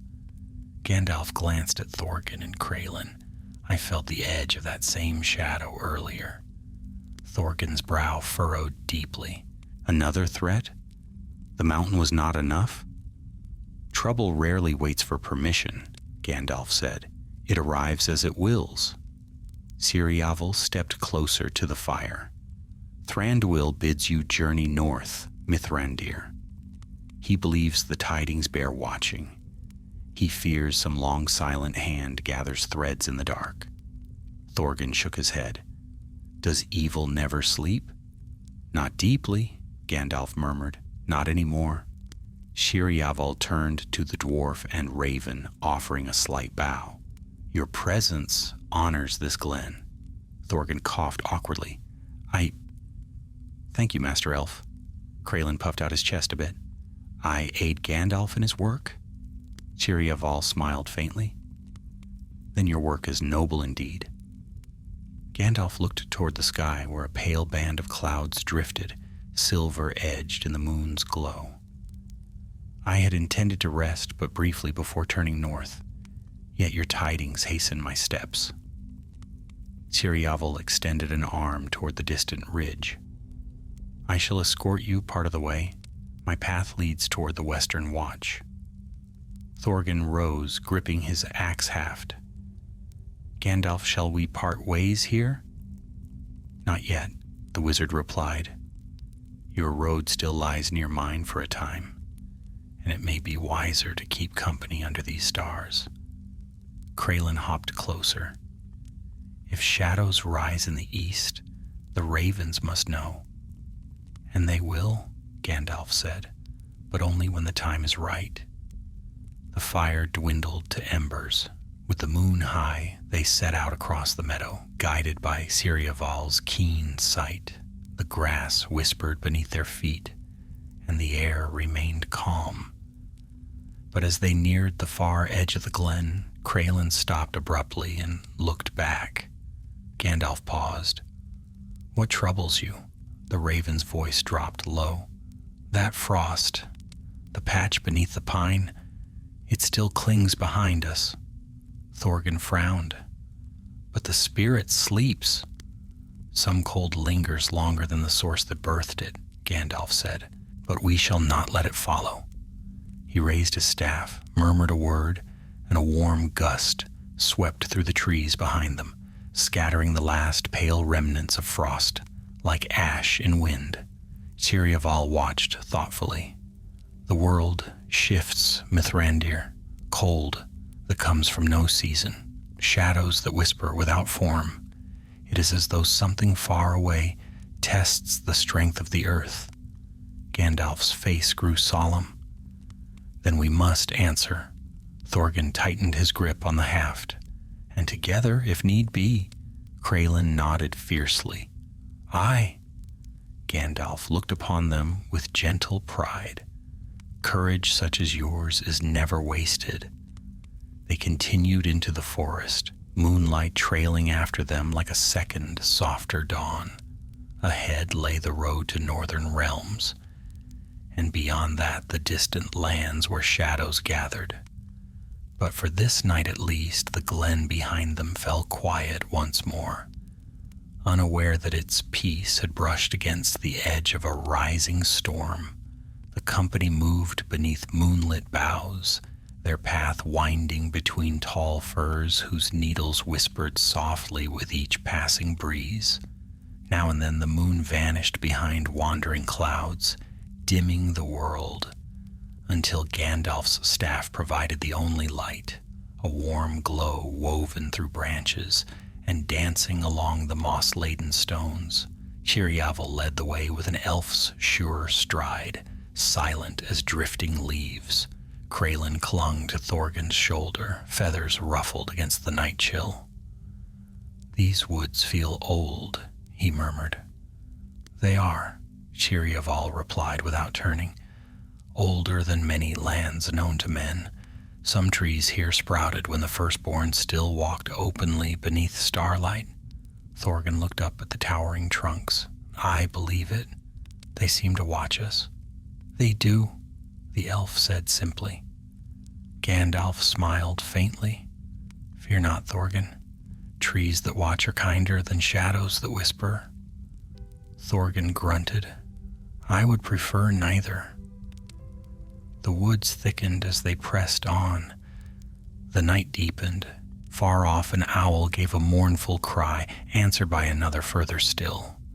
The world lay calm, yet beneath its calmness ran a thread of tension, thin as spider silk. Crelin felt it before the others. His feathers prickled. "The wind is wrong." Ciriaval paused, his sharp gaze sweeping the darkened glades. "I sense it also. A stirring, faint, brittle." Thorgan hefted his axe haft. "Not more wolves, I hope." "No," Gandalf said. "This is something carried by the air." A hush fell. Even the trees seemed to quiet themselves. Then a small, pale shimmer drifted between the trunks, a drifting mist curling like a wraith's breath. It glowed faintly with bluish light. Thorgan stepped back. "Not frost again?" "It is only lingering memory," Gandalf said, though he watched the mist keenly. "The mountain's breath carried far by the wind. It does not hold power enough to harm." But Ciriaval frowned. "It should not be here at all. Not this far, not unless stirred by some greater motion." Crelin shrank closer to Thorgan's neck. "The frost follows us." "No," Gandalf corrected softly. "Frost is but frost, but it tells us a tale that the waking of the spirit shook more than its cradle. The disturbance reached beyond the mountain." Thorgan spit into the grass. "Then let the wind carry it away. I want none of that cold creeping after us." Ciriaval lifted a hand. "Look." The mist swirled once around the bole of an old tree, then began to dissolve into the night air, dispersing like breath on a winter morning. It left no trace behind, no frost, no chill, only silence. "The world breathes again," Gandalf said, "but not as steadily as it once did." They continued northward, the path widening as the forest thinned. The trees opened onto rolling grasslands touched with starlight. A distant mountain range loomed far to the northeast, its peaks ghostly against the sky. Chiriaval led them along a low ridge from which the land stretched in silver-blue valleys. "We near the border of Thranduil's realm," he said. "Another hour's walk will bring us to the Western Watch." Gandalf nodded. "And there our roads may part." Crelin perked up. "Will Thranduil's folk know aught of the whisper we heard?" Chiriaval hesitated. "We have felt much unrest of late. Strange lights in the eastern sky. Unseasonable storms sweeping from distant plains. There were nights the forest grew still as stone, even the leaves holding breath. But whispers on the wind. This too is new." Thorgan scratched his beard. "If trouble brews in the east, perhaps the dwarves should be warned." "They will be," Gandalf said, "but not all winds carry news swiftly. Some tidings must be borne by foot or wing." Crelin straightened proudly. "Then my kin will help." Chiriaval regarded the raven with a respectful nod. "Your kind sees much from the high places." As they walked, the sky shifted. Clouds gathered from the north, thin at first, then thickening into gray veils that dimmed the stars. A faint gust swept across the grass, brushing their cloaks. Thorgan shivered. "Another cold wind?" "No," Gandalf said. "This is the breath of night proper, ordinary, natural." Yet even ordinary wind brought unease. The grass shivered. The world darkened further. Chiriaval lifted a hand. "We are not alone." Gandalf halted. Thorgan gripped his axe haft and crouched low. Crelin spread his one good wing, hissing softly. Shapes emerged from the tall grass, 4 figures cloaked in rough garments, moving with care. They bore no light, but their silhouettes carried no hint of threat. When they drew nearer, their faces came into view, weary, weather-beaten, but human. Woodsmen. They paused upon seeing Gandalf's staff light. "Friends or foes?" one asked warily, stepping forward with a spear gripped in hand. "Friends," Gandalf said gently. "We travel north." The man relaxed slightly. "Then forgive our caution. Strange things have stirred of late. More than once we've seen pale glimmers moving between the hills." Chiriaval exchanged a look with Gandalf. The woodsman continued. 2 nights passed. A farmstead eastward was found frozen. Not destroyed, just frozen, as though winter touched it overnight. Thorgan stared in horror. "But the spirit sleeps." Gandalf frowned deeply. "Frozen? How long?" "Before dawn broke," the man answered. "But when the sun rose, the frost melted. None could explain it." Crelin trembled. "Is the frost spreading again?" "No," Gandalf said slowly. "This frost is not the same. The spirit's breath reached only the ravens and the mountain's roots. This other cold comes from elsewhere." The woodsman looked confused. "Elsewhere?" "Aye," Gandalf murmured. "From lands not bound to the mountain's shadow." Chiriaval stepped forward. "Did you see anything else? Anyone on the road? Travelers from the east?" The woodsman hesitated. "We saw riders at dusk, black-cloaked, swift, never looked our way, like shadows on horses." At this, even the grass seemed to still. "Which direction?" Gandalf asked quietly. "To the old ruins east of the river," the woodsman replied. "No one goes there. Not since the red storms." Gandalf's face shadowed, though not with surprise. Then trouble moves faster than I thought. Kirjaval placed a hand over his heart. Mithrandir, if these riders come from where I fear, then Thranduil must know at once. And he shall, Gandalf said. But there are steps I must take first. Thorgan looked from wizard to elf, bewildered. Gandalf, what riders are these? What shadows ride without torches? Gandalf laid a hand upon the dwarf's shoulder. Do not fear before you must, but be wary. The wind carries tidings from the east, and not all of them are gentle. Kraelin swallowed. Then our journey is far from done.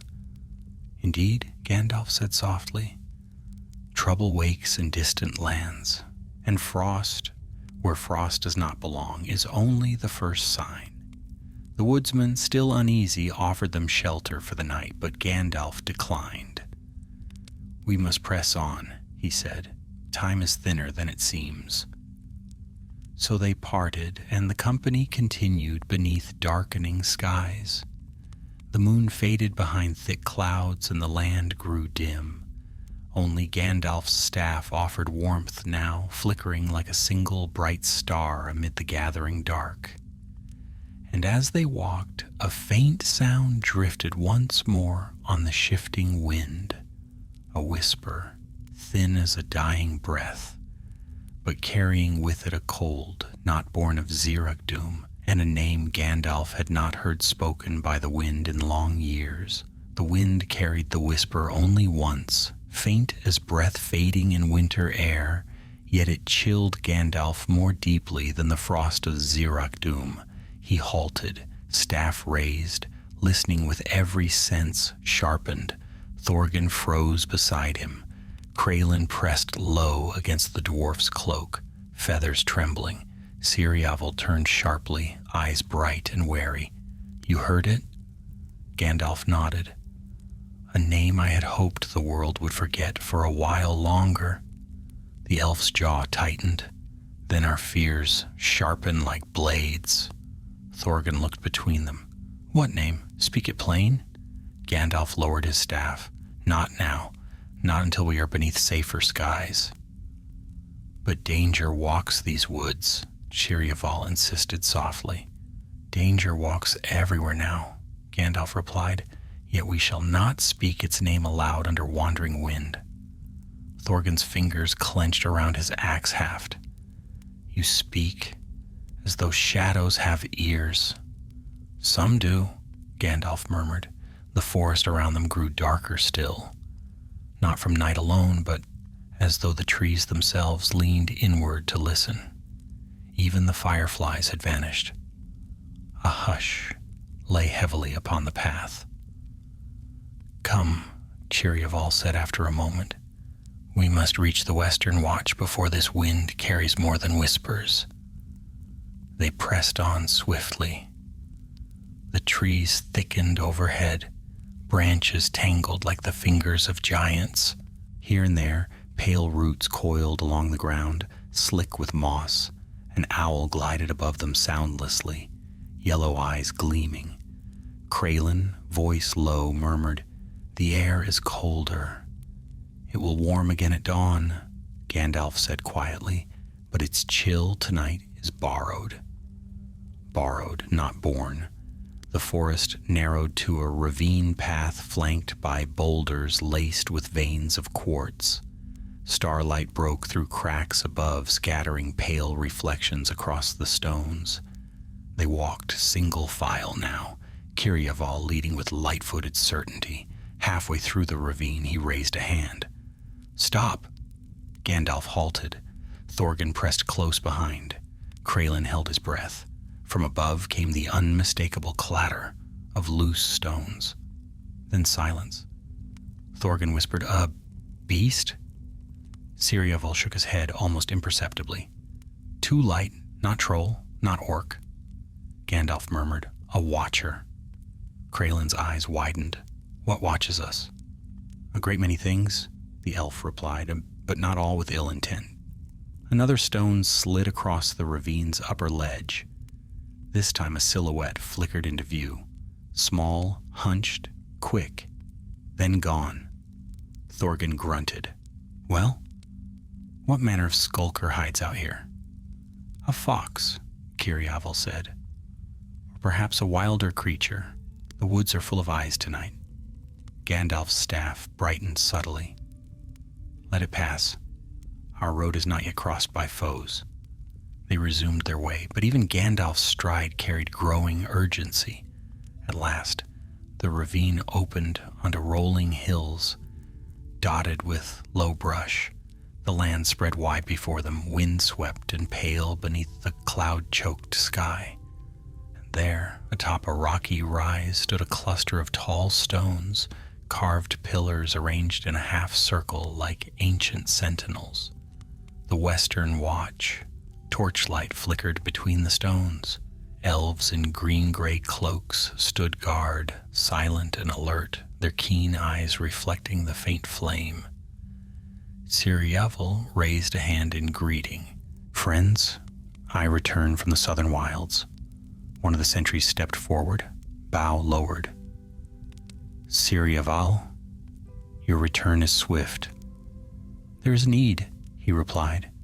The elves parted, allowing the company entry into the circle of standing stones. Here the wind gentled, and the darkness seemed held at bay. Thorgan let out a long breath, stretching his cramped shoulders.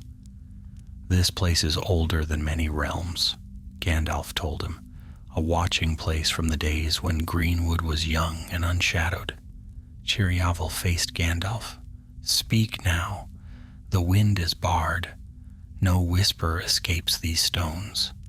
Gandalf nodded gravely. He set his staff upon the ground, its golden light dimmed to a steady glow.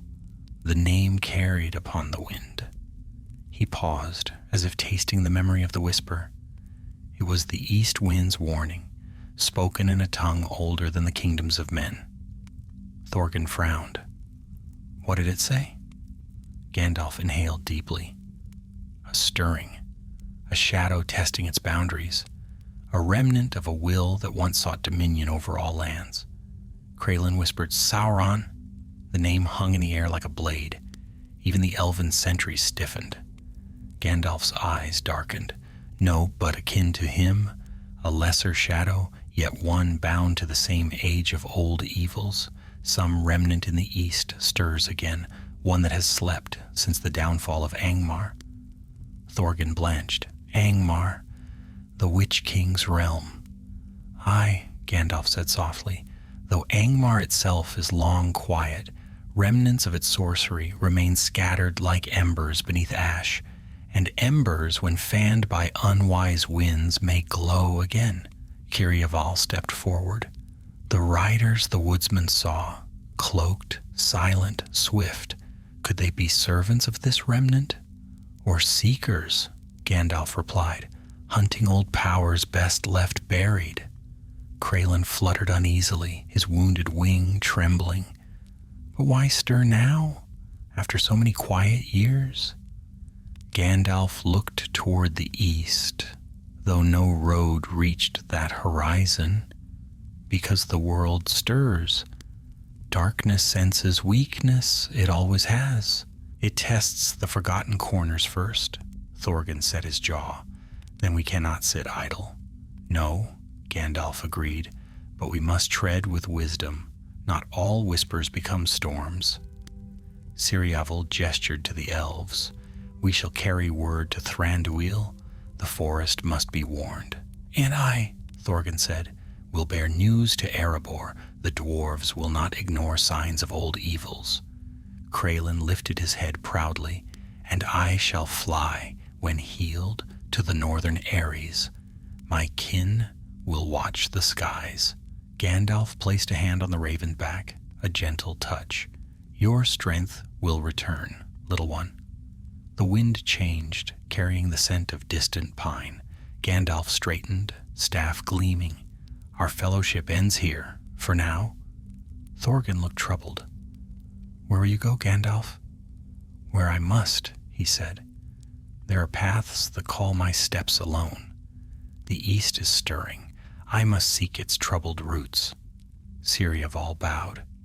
Then may the stars light your road. Kralin hopped to Gandalf's hand. Will we meet again? Gandalf smiled, ancient and kind. The world is not so large that friends cannot find each other when needed. Thorgan clasped Gandalf's forearm. Then fare you well, wizard, and may your staff strike true, and may your courage never falter, son of Beren. The elf guard offered provisions. Gandalf accepted little, only what was